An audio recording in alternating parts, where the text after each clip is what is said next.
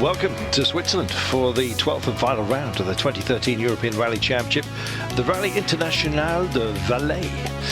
Yeah, picturesque setting between the towns of Sion and Martigny, close to Lake Geneva and the Alps. It's a classic. It's been around for a long time. This, the 54th running of this majestic event. Yeah, the biggest indeed on the Swiss motorsport calendar. Kopecky-Bouffier not here. Already decided the title in favour of Kopecky, of course.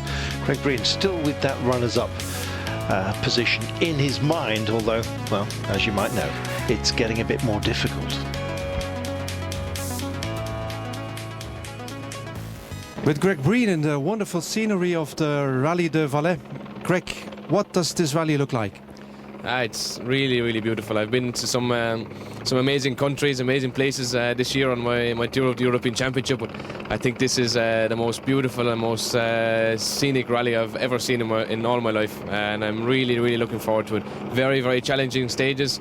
For the moment, nice weather. It looks like some challenging weather coming during the course of the weekend. So, really, really great rally in store this weekend. Great indeed. Mixture of fast flowing stages, narrow twisty sections, and despite its place in the calendar as a tarmac rally, there's also a sizable portion of gravel each and every day, set in an absolutely stunning backdrop. While the mountaintops surrounding Martigny, absolutely glorious, providing classic rallying terrain not far from the borders of France and Italy to the south, and of course Roman heritage throughout.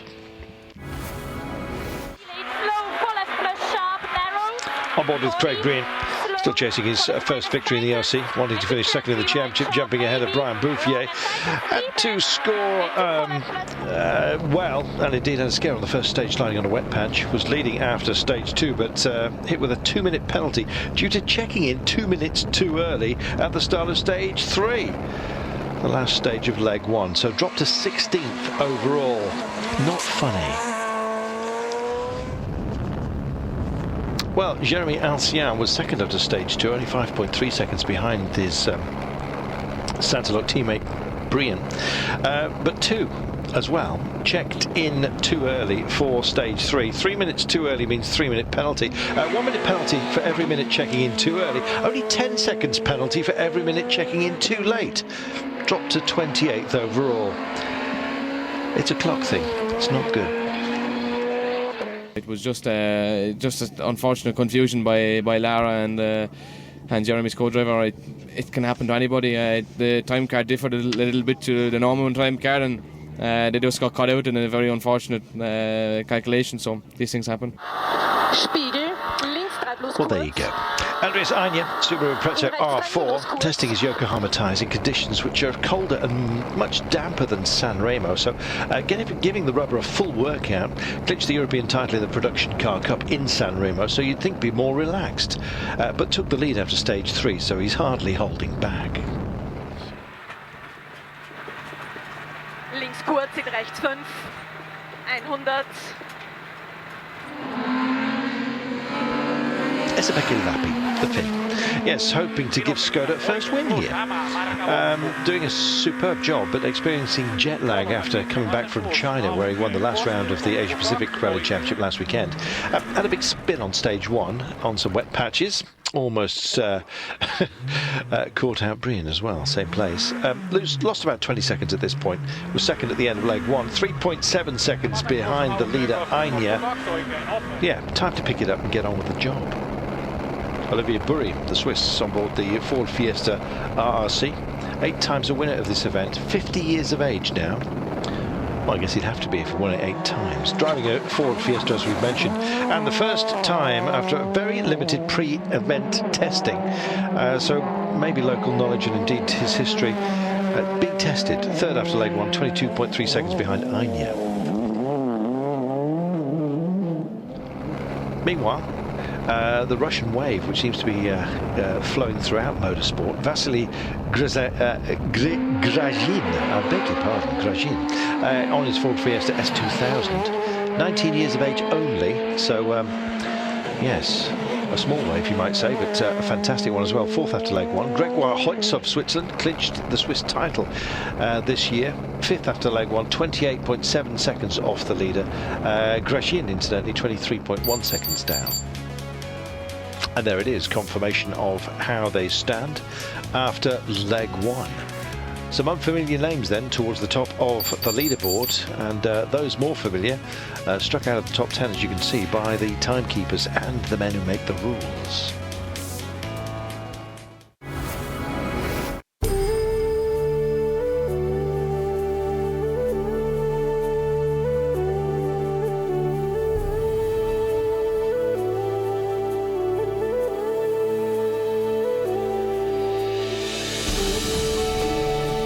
Seven stages on leg two, very cold start in the mountains, but temperatures rising during the day and sunny conditions starting to bless us.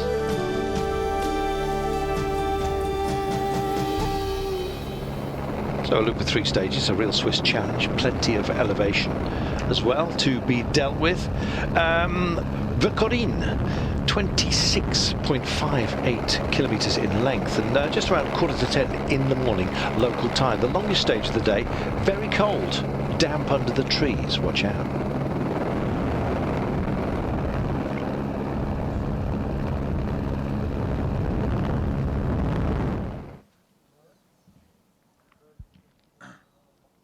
Busy old day then. Jeremy Ancien and his Peugeot 207 S2000.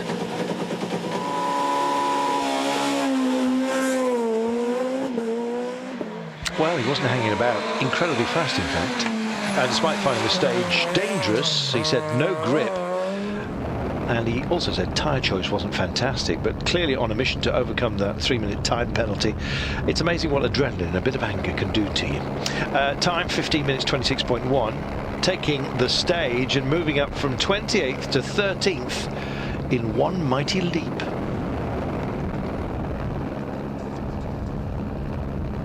Well, you could see just how aggressive his lines were from that magnificent helicopter shot. Esapeki Lappi, likewise, out there to prove something. No problems at all, particularly on the sort of gravel sections that we were finding out there. So that was the fun part as well.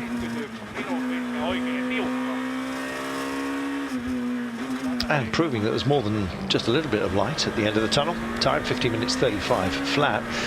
Second quickest on the stage, but taking the lead of the rally by 5.1 seconds ahead of Anya.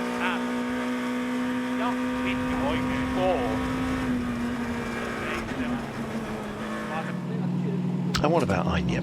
Well, the Subaru Impreza R4 had been flying high, already the 2013 ERC Production Cup champion, courtesy of some great work this season. Really enjoying the damp conditions. One of the few who said, not said that. Difficult stage. I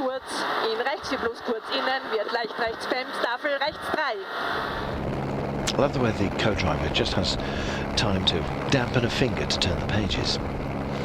Leading the production class, I should say. Time 15 minutes 43.8, third quickest. Yeah, co-drivers, they are a breed apart, incredibly relaxed in what is perhaps the most thrilling seat in the house. Craig Green, great pace, watch this.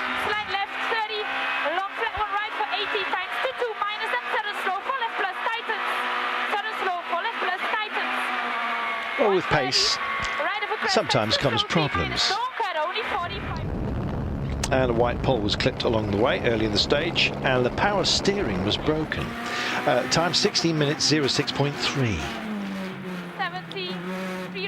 Bit of a weird one as well. Couldn't really see much damage to the car, but power steering most certainly was gone. Ninth quickest on the stage, moves up to 10th overall from 16th. More than a handful on stages such as this without power steering. Solan Michel, the Swiss, in the Citroën DS3 R3T. I think they've tidied that name up a bit. Time 16 minutes 50.8. Leading the two-wheel drive class as he is. This is Sébastien Lefebvre, the Peugeot 208 R2. Moving up a generation then. 21 years of age though, making only his fourth appearance in the ERC 2013. Time 60 minutes 57.7, third overall in the two-wheel drive class. And Kunsali, now, it's not a happy man. Mechanical failure, front left wheel actually sheared off under heavy braking. Not what you want. Not a happy boy either. And dear. I think the car took even more damage because he exited and kicked it.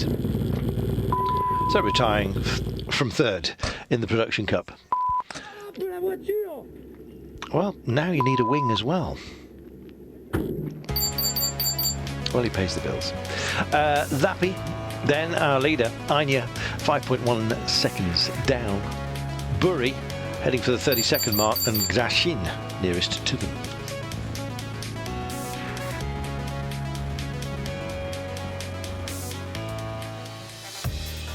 Six more stages of leg two, so join us in a few moments for more dramatic action.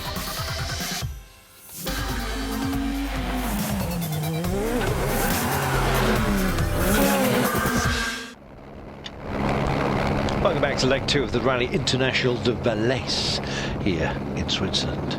Two stages of the morning loop remain ahead of service. Very twisty, slippery stage with many hairpins. That's Vaisonaz, 13.62 kilometers, 5 to 11 local time in the morning. Temperatures just starting to rise, but whilst cold, it remains, and damp in places.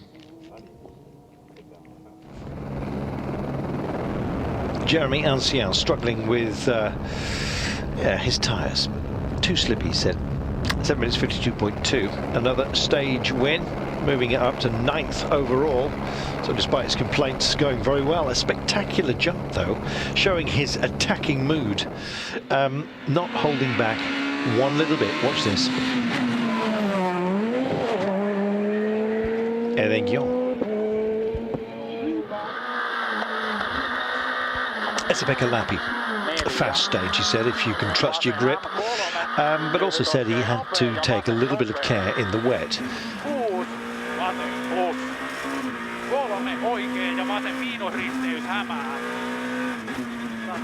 And quite a vehicle he's got hold of. Kopetsky's car, in fact, the 2013 ERC Champions vehicle. Take good care of it, said Kopetsky. No funny business.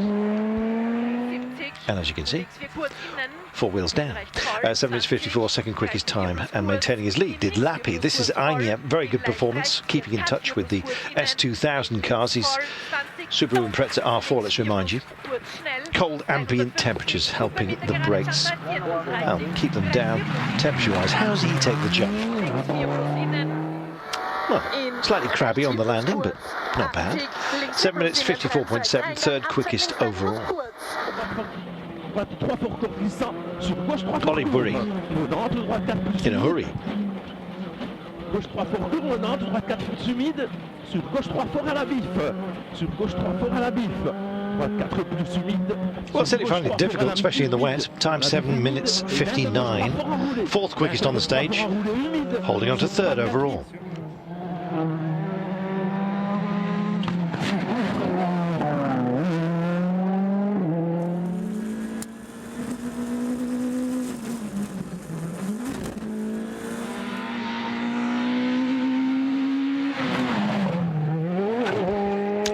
Grashin, absolutely nailing that one. Yeah, not hanging about at all. Unfortunately for Craig Breen coming in after he, still no power steering, just too many hairpins, and said it was impossible, almost a disaster. He described his campaign, and coming after the